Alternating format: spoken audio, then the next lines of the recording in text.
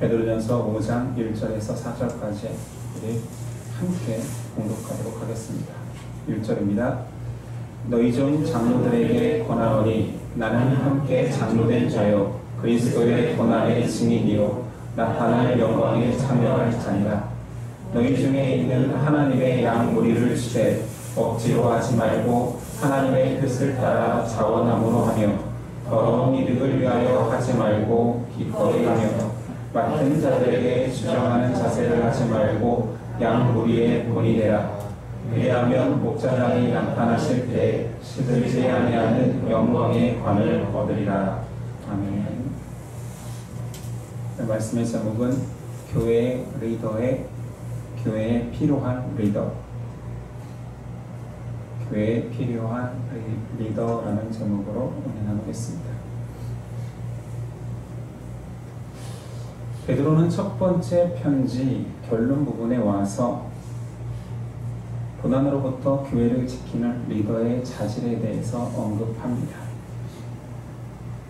1절 너희 중 장로들에게 권하노니 나는 함께 장로된 자요. 초대교회 당시에 장로란 누구였을까요? 베드로는 사도임에도 왜 자신을 장로라고 소개할까요? 이 내용은 교회사 속에 들어있는데 성경 속에서 찾아서 사실은 작년 초에 교회를 설명할 때 한번 설교한 내용이지만 다시 한번 언급해 보겠습니다.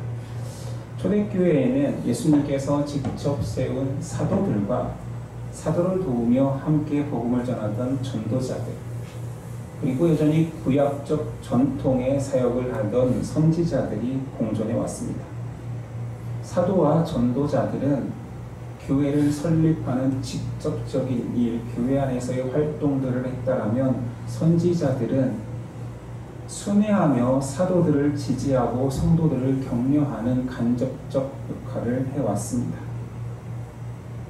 초대교회, 예수님을 믿는 유대인들이 많아지기 시작하면서부터 함께 모일 장소가 없었습니다. 그래서 가정교회 형태로 뿔뿔이 흩어져서 예배를 드렸지요. 그러니 가정교회로서 자기 집을 개방하고 그 집안에 오는 성도들을 섬기는 자들이 나타났으니 그들이 집사의 역할을 담당했습니다. 유대 공동체였기에, 절대다수가 유대인이었기에 혈통적으로 여전히 어르신과 같은 장로님들이 존재해왔고, 이들이 기독교 신앙을 받아들임으로써 좋은 신앙의 본으로서 역할을 해오다가 교회가 커지고 역할이 필요하고 중요한 결정들을 함에 있어 이 장로님들이 참여하다 보니까 교회의 돌봄과 역할을 위한 장로로서 직분이 변화된 것입니다. 처음에는 연장자, 존경자로서의 장로였다라면 나중에는 돌봄과 감독을 위한 장로직이 된 것이지요. 그 이후부터 교회는 체계적으로 교인들을 관리하고 교회의 역할들을 감당하기 위해서 장로와 집사들을 세워왔고, 신약 서신서에는 장로들을 표현할 때 다스리는 자들, 인도하던 자들, 목자들이라는 역할로 불리면서 가르침과 돌봄의 역할을 하게 됩니다.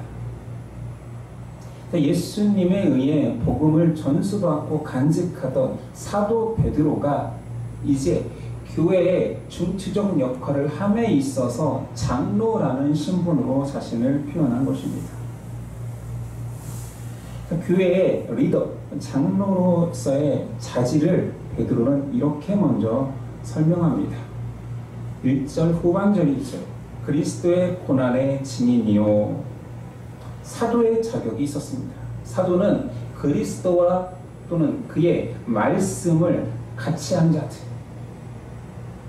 그리스도와 직접적으로 함께하고 그 복음의 말씀을 직접적으로 받았던 자들을 사도라고 한다면, 오늘 장로의 첫 번째 자질로서 그리스도의 몸된 교회와 함께하는 자들, 그 역사와 함께하는 자들, 기쁨도 슬픔도 함께 해야지만이 리더의 자격이 있다 말하는 것이죠. 특별히 베드로는 고난의 때에 이 고난을 함께한 자들이어야 된다고 강조하는 것입니다.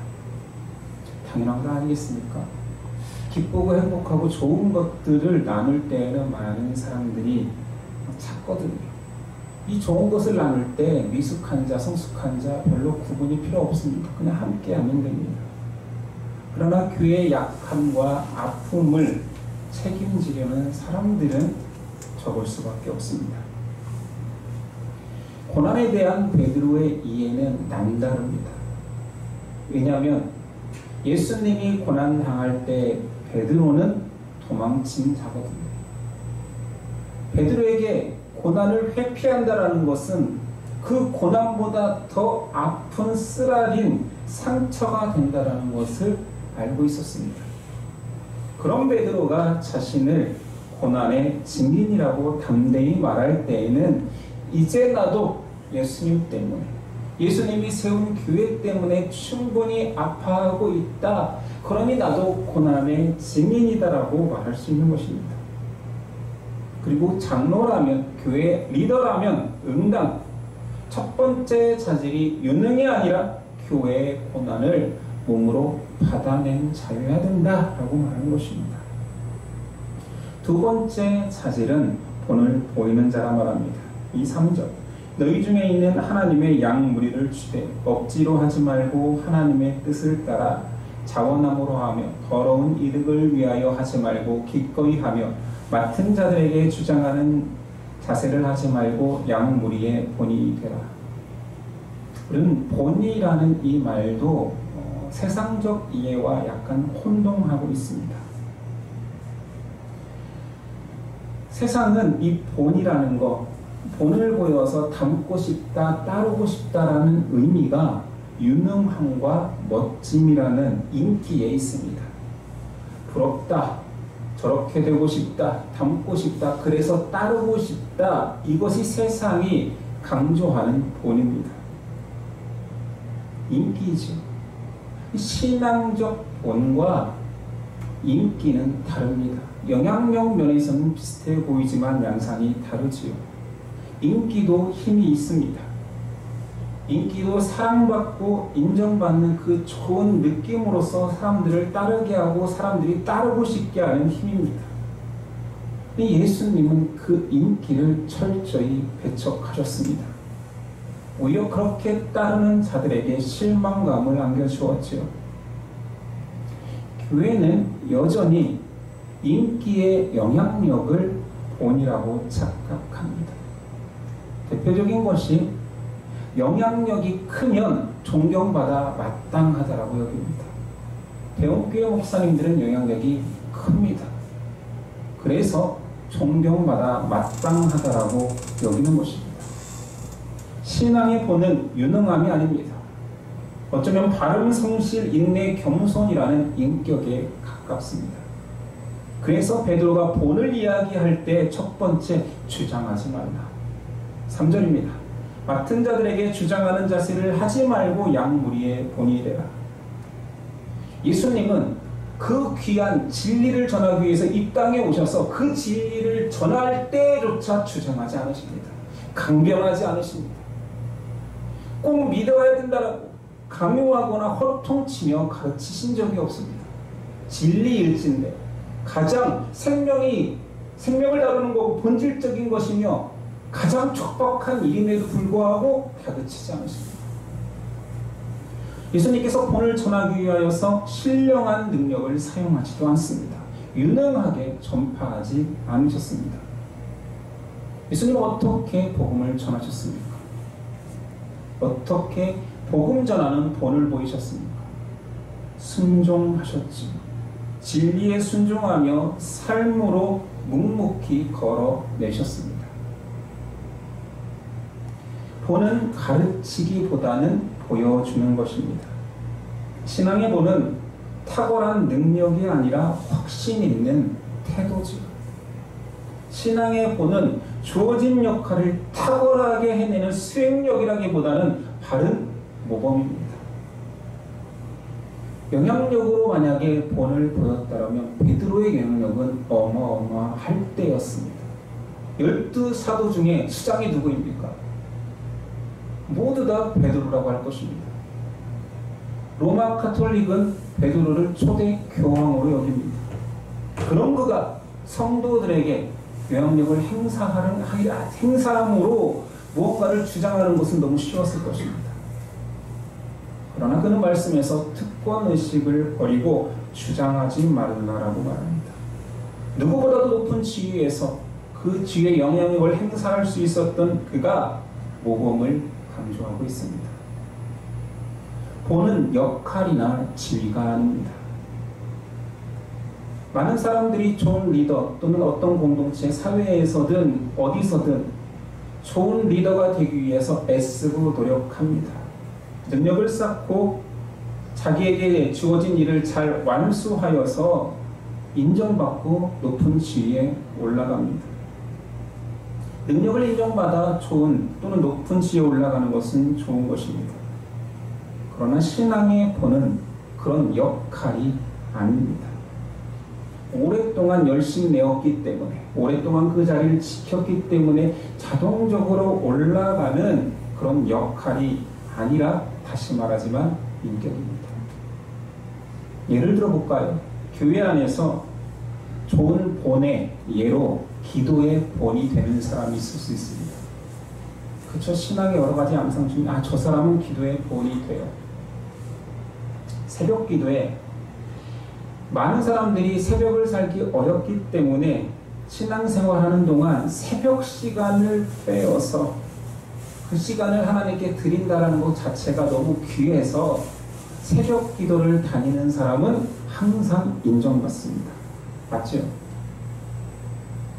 새벽 기도 다니는 사람이 좋은 신앙의 본이라고 여기지만 아이러니하게도 새벽 기도에 오는 사람들은 기도를 많이 하지 않습니다. 새벽을 살 뿐이지. 어떤 사람이 이런 글을 쓰는 것을 보고 굉장히 공감했던 적이 있습니다. 새벽형 인간과 저녁형 인간의 유일한 차이점은 새벽형 인간은 유난히 의시된다는 것이다. 뭘 말하고 싶은지 알겠지? 교회가 좀 그렇지 않습니까? 새벽을 못 사는 사람들이 많기에 새벽을 살고 하루의 첫 시간을 하나님께 드렸기 때문에 더 귀하다 여겨주는 거지. 하루의 첫 시간은 자정 너머임에도 불구하고 새벽을 살면 믿음이 좋다라고 인정하는 분위기. 새벽 기도만 나가면 그 역할을 충실히 하는 모습, 그렇게 캐릭터를 쌓아가면 저 사람은 존경받아 마땅해 라고 교회는 너무 쉽게 인정하지요. 자, 그럼 제가 다시 물어보겠습니다. 예배만 잘 나가면 존경받아 마땅합니까? 리더의 자질이 생긴 겁니까? 이래도 어렵나요? 예배 잘 나가는 것도 어려우니까? 그럼 제가 세상과 빗대어서 비교해서 다시 얘기해 볼게요. 학생이 학교만 잘 나가면 좋은 학생입니까? 이것도 좀 애매한가요? 학교라도 잘 나가면 착한 학생이니까. 그러면 다시 얘기해 볼게요. 회사원이 회사만 잘 출근하면 좋은 회사원입니까? 교회는 어떤 역할만 잘 유지하고 있어도 인정해버립니다. 세상은 그렇게 인정받기 힘든데도 말이죠. 좀 미안하지만 새벽교회의 실상을 좀 더 이야기해볼까요? 설교가 끝나면, 왜 새벽기도 때 설교를 시키는지 모르겠지만 아무튼 설교가 끝나면 5분, 10분 안에 90%의 성도들이 사라집니다. 새벽 기도로 왔는데 30분 정도면 2~3명밖에 남지 않습니다. 1시간 정도 기도하는 분들은 제가 여러 교회를 다녀봤지만 한 명이 채 되지 않습니다. 저는 교회가 직장이었잖아요. 그러니 뭐 자랑할 것도 없고 그냥 직장입니다. 시켜서 하는 거기도 하지만 그때밖에 기도할 시간이 없기 때문에 기도했고, 마지막까지 기도하는 것이 고객을 응대하는 당연한 태도라고 여겼기 때문에 마지막까지 있었습니다. 그러니 뭐 자랑할 수도 없는 거지. 그리고 저는 마지막까지 기도하는 그 순간까지 통성으로 했습니다. 평소에 저 혼자 기도할 때 통성으로 하지 않지만 새벽 기도 나가서 통성으로 하는 이유는 한 사람이라도 더 기도에 힘을 낼 수 있도록 그 사람이 떠나기 전까지는 통성으로 기도해 줬습니다. 저는 그냥 직장인으로서의 역할이었을 수도 있습니다. 사역자의 배려를 하겠습니다. 자, 그 역할을 잘한 그 사역자는 본이 됩니까? 본은 역할이 아닙니다. 진짜 기도의 본이라고 한다면 그 시간을 지키거나 그 역할을 잘 수행하는 것이 아니라 아무도 없는 골방에서 한 영혼을 위해서 눈물을 흘릴 수 있는 인격이 되어야 되는 것이지요. 오늘 말씀에도 리더의 구체적인 예시가 몇 개 나옵니다. 2절. 너희 중에 있는 하나님의 양 무리를 치되 억지로 하지 말고 하나님의 뜻을 따라 자원함으로 하며 더러운 이득을 위하여 하지 말고 기꺼이 하며. 첫 번째 리더의 자질, 구체적으로 자원함이라 말합니다. 무리를 침에 있어서, 교회를 섬김에 있어서 자원함으로 하라. 억지로 하지 말라. 억지로의 반대말은 자원함이라기보다는 저는 이렇게 얘기합니다. 감사함으로 해라. 정말 하기 싫을 때도 있어요. 억지로까지는 아니어도 그냥 해야 되니까 할 수 있어요. 그러나 그때조차도 감사함으로 하면 된다는 것입니다. 부득이함으로 정말 하기 싫은데 짜증내면서 하지는 말라는 거지요. 그런 사람은 리더의 자질은 없는 것입니다. 두 번째는 이익이 아닌 섬김을 하라 말하죠. 여기서 더러운 이익이라고 표현하였습니다. 신앙을 사리사욕으로 하는 사람이 있을까라고 생각하겠지만 많습니다. 물론 그것이 금전적인 이득, 여러 그렇게 보이는 것이 아니지만 그냥 자기 만족, 자기 욕심, 자기 성취를 위해서 신앙할 수도 있습니다. 사람은 얼마든지 어떤 작은 공동체든 큰 공동체든 인정받기 위해서 열심히 낼 수 있거든요. 그런데 예수님이 베드로에게 내 양을 치라 라고 명령하실 때 분명하게 주체를 말하죠. 네 양 아니야. 네가 목자의 역할을 하겠지만 내 양을 너는 쳐라. 너는 종이야. 너는 위탁받은 일꾼일 뿐이야. 내 양을 쳐라. 그러니 너는 위가 아니다. 너는 섬기는 자로 내 양을 돌봐라라는 말이었습니다.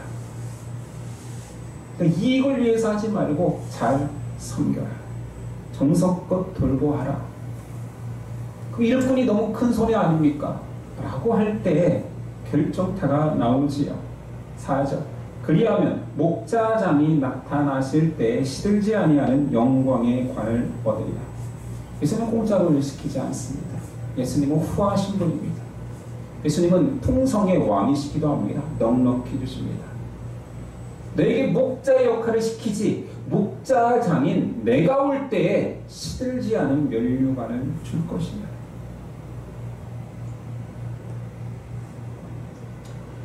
교회 리더, 특별히 장로는 양모리를 치는 목자의 역할을 하게 됩니다. 그런데 자원함으로, 자기의 유익이 아니라 섬김으로, 일꾼으로 해야 함을 강조하고 있습니다.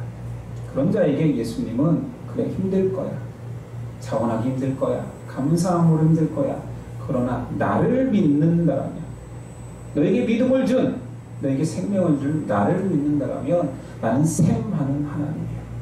생명의 면류관을 줄 거야 라고 약속하고 계시지요. 결론적으로 교회가 필요로 하는 리더의 조건들은 굉장히 매력적이지 않은 세 가지입니다. 첫 번째는 자원함으로 항상 감사하며 그 일을 하라. 두 번째는 주장하지 않고 섬겨라. 세 번째는 본이 되어라. 인격으로 만들어내라 입니다. 베드로의 이 목자관은, 리더의 관은 바울도 비슷합니다. 빌립보서 4장 11절 이하를 읽어보겠습니다. 내가 궁핍함으로 말하는 것이 아니니라. 어떠한 형편에든지 나는 자족하기를 배웠노니 나는 비천에 처할 줄도 알고 풍부에 처할 줄도 알아. 모든 일 곧 배부름과 배고픔과 풍부와 궁핍에도 처할 줄 아는 일체의 비결을 배웠노라. 내게 능력 주시는 자 안에서 내가 모든 것을 할 수 있느니라. 자기 고백이지만 옥중에서 내가 너희에게 영향력을 행사하고 너희에게 편지를 쓰는 리더의 역할 속에서 자, 리더는 이런 거야 라고 말하는 것이지요. 가난해도 위축되지 않아. 비굴해지지 않아. 부해져도 교만하거나 거들먹거리지 않아. 한결같이 나는 흔들리지 않게 하나님의 길을 따라가. 이게 항상 감사 아니겠습니까? 개인적으로 그렇게 항상 감사의 삶을 사는 사람을 교회 리더로 세우기 위해서는 그 사람만 잘한다고 되는 것은 아닙니다. 교회도 그 인재를 알아봐야 세우지. 그렇지 않습니까? 그래서 공동체적으로도 리더에 대한 바른 이해를 가지고 있어야 됩니다. 우린 장로교 교인입니다. 장로는 선출직입니다. 우리 교회 안에서 장로나 그런 항존직을 선출할 때 세상적 가치로 선출할 가능성이 높습니다.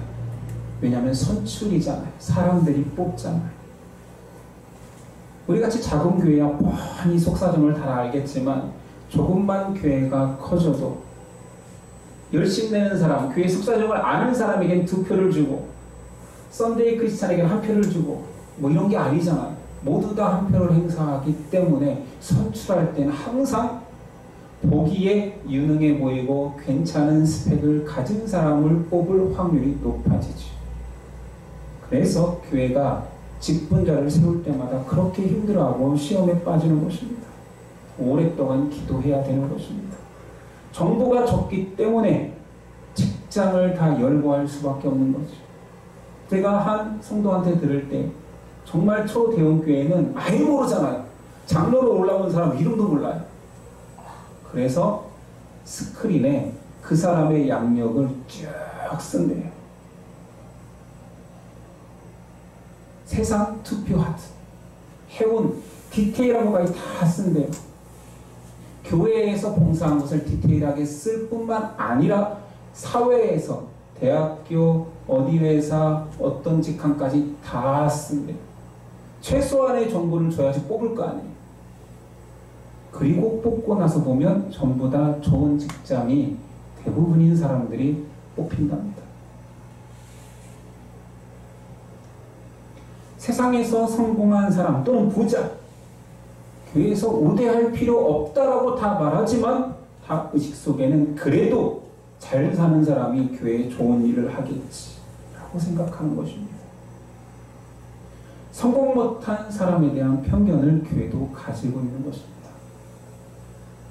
그래서 교회도 준비되어야지만이 그 교회의 바른 리더를 알아볼 수 있습니다. 바른 리더를 뽑을 수가 있는 것입니다.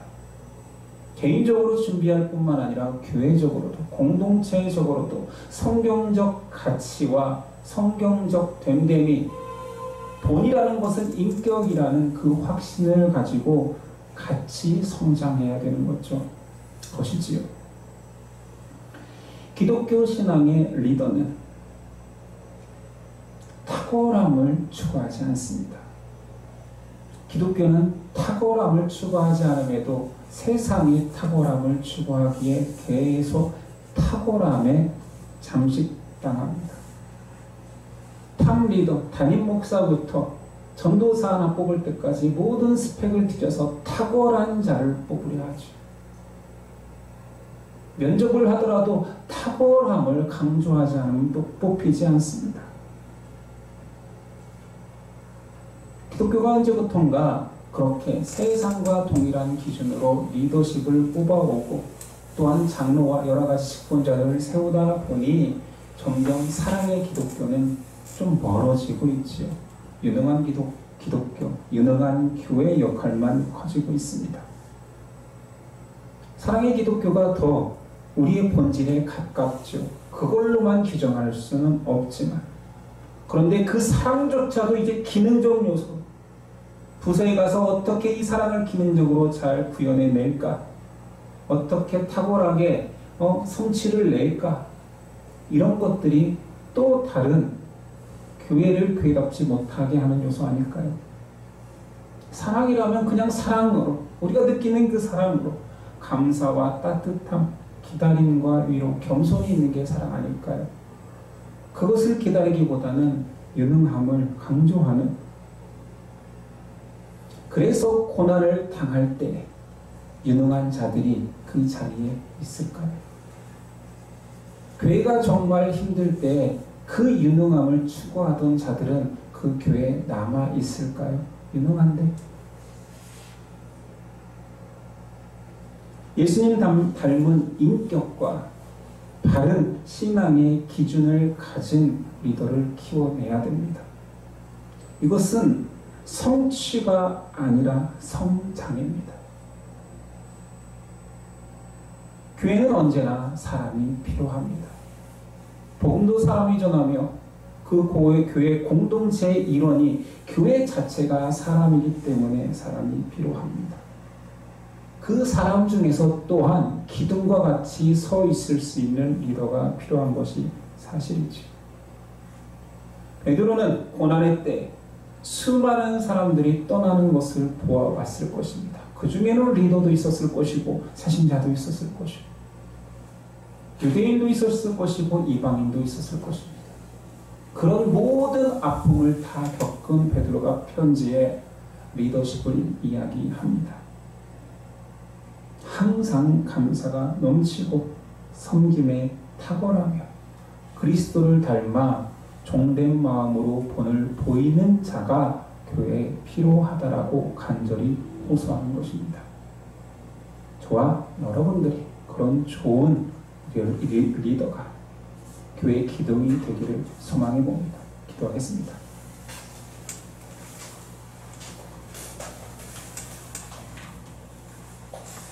주님, 예수님이 우리에게 좋은 리더의 본을 다 보여주셨습니다. 예수님을 따라간다라고 많이 고백했지만 진실로 우리가 예수님을 따르고 있는지는 나를 돌아보게 됩니다. 꽃길은 따랐지요. 환호하던 월계수 잎을 흔들며 환호하던 자리에는 있었지요.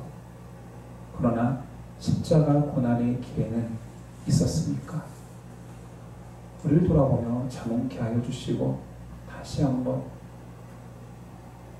예수님이 핏값으로 세운 교회를 세우고 그곳에 또한 기둥의 역할을 할 자를 찾는, 시들지 않는 면류관을 줄 자를 찾는 예수님의 마음을 깨달아 우리도 한 발짝 한 발짝 그 역할에 다가갈 수 있도록, 성장해 갈 수 있도록 사모하는 예심 되도록 도와주옵소서. 저 사람이 할 거야, 저 사람이 그 역할을 하는 사람이야가 아니라 내가 하겠습니다, 나도 해보겠습니다 고백하네. 이 모든 예심 형제자매 될 수 있도록 믿음 허락하옵소서. 예수님의 이름으로 기도드립니다. 아멘.